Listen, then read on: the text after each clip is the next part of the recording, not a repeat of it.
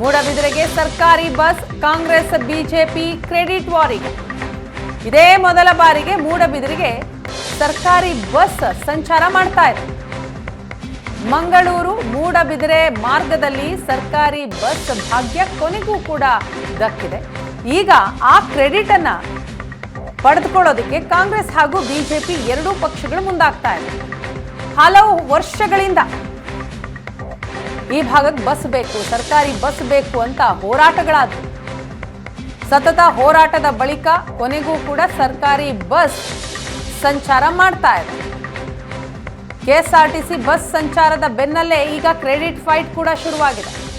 Bus ತರಿಸಿದ್ದು ನಾವೇ ಅಂತ ಕಾಂಗ್ರೆಸ್ ನಾಯಕರು ಹೇಳ್ತಾರೆ, ಬಿಜೆಪಿ ನಾಯಕರು ಅದನ್ನೇ ಹೇಳ್ತಾರೆ. ಈಗ ಎರಡೂ ಪಕ್ಷಗಳ ನಡುವೆ ಕಿತ್ತಾಟ ಶುರುವಾಗಿದೆ.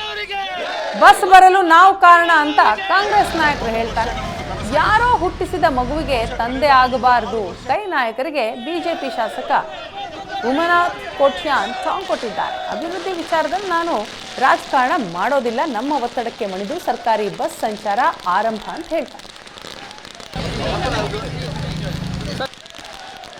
ನೋಡಿ, ಅಭಿವೃದ್ಧಿಯಲ್ಲಿ ಉಮನಾಥ್ ಕೋಟ್ಯಾನ್ ಯಾವತ್ತೂ ರಾಜಕಾರಣ ಮಾಡಲಿಲ್ಲ. ನಾನು ಚುನಾವಣೆಯ ಸಂದರ್ಭದಲ್ಲಿ 15 ದಿನ 20 ದಿನ ರಾಜಕಾರಣ ಮಾಡ್ತೀನಿ ಬಿಟ್ಟರೆ ಬೇರೆ ಬೇರೆ ರೀತಿಯ ಜನರು ನಾವು ಮಾಡಿದ್ದೇವೆ ಅಂತ ಹೇಳಿಕೊಂಡು ಬೇರೆ ಬೇರೆ ರೀತಿಯ ಪೋಸ್ಟರ್ಗಳನ್ನು ಫೇಸ್ಬುಕ್ಕಲ್ಲಿರ್ಬೋದು, ಸೋಷಿಯಲ್ ಮೀಡಿಯಾದಲ್ಲಿ ಹರಿದಾಡಿಸ್ತಾರೆ. ಕೆಲವರಿಗೆ ಏನೋ ಒಂದು ಖುಷಿ, ಯಾರೋ ಮಾಡಿದ ಮಗುವಿಗೆ ನಾನೇ ಅಪ್ಪ ಅಂತ ಹೇಳುವಂಥ ಒಂದು ಹವ್ಯಾಸ. ಆದ್ದರಿಂದ ಅಂಥವರು ನಾವೇನು ಮಾಡಲಿಕ್ಕೆ ಆಗಲ್ಲ. ಆದರೆ ಜನರಿಗೆ ಗೊತ್ತಿದೆ ಇದು ಯಾರಿಂದ ಸಾಧ್ಯ. ಯಾರೋ ಒಬ್ಬ ತಾಲೂಕಿನಲ್ಲಿ ಕೂತ್ಕೊಂಡು ನಾನು ಮಾಡಿದ್ದೇನೆ ಅಂತ ಹೇಳಿದರೆ ಅದನ್ನು ಜನ ನಂಬುವುದಿಲ್ಲ. ಅಂದರೆ ಒಳ್ಳೆ ಕೆಲಸ ಮಾಡಿದ್ದು ನಾನು, ಕೆಟ್ಟ ಕೆಲಸ ಮಾಡಿದ್ದು ಇನ್ನೊಬ್ಬ ಅಂತ ಹೇಳುವಂಥ ಜನರ ಮೂರ್ಖರು. ಆದ್ದರಿಂದ ನಾನು ಅದರ ಬಗ್ಗೆ ತುಂಬ ಮಾತಾಡಲಿಕ್ಕೆ ಹೋಗಲ್ಲ. ನನಗೆ ತೃಪ್ತಿ ಇದೆ, ನಾವು ಹೇಳಿದಂಥ ಮಾತನ್ನು ಉಳಿಸಿಕೊಂಡಿದ್ದೇವೆ, ಜನರಿಗೆ ಒಳ್ಳೆಯ ನ್ಯಾಯವನ್ನು ಒದಗಿಸಿದ್ದೇವೆ ಮಾತನ್ನು ಹೇಳುತ್ತಾ ಇದರಿಂದ ಎಲ್ಲರಿಗೂ. ನಾನು ಅರುಣ್ ಕುಮಾರ್ ಶೆಟ್ಟಿ, ಮೂಡುಬಿದಿರೆ ತಾಲೂಕು ಗ್ಯಾರಂಟಿ ಯೋಜನೆಯ ಅಧ್ಯಕ್ಷ.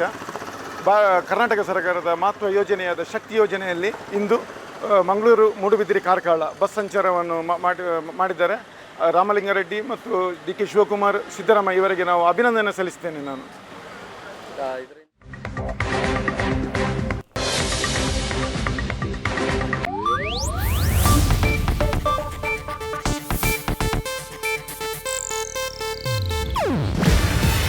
ಇದು ಏಷ್ಯಾನೆಟ್ ನ್ಯೂಸ್ ನೆಟ್ವರ್ಕ್ ಪ್ರಸ್ತುತಿ. ನೀವು ನೋಡ್ತಿದ್ದೀರಾ ಏಷ್ಯಾನೆಟ್ ಸುವರ್ಣ ನ್ಯೂಸ್.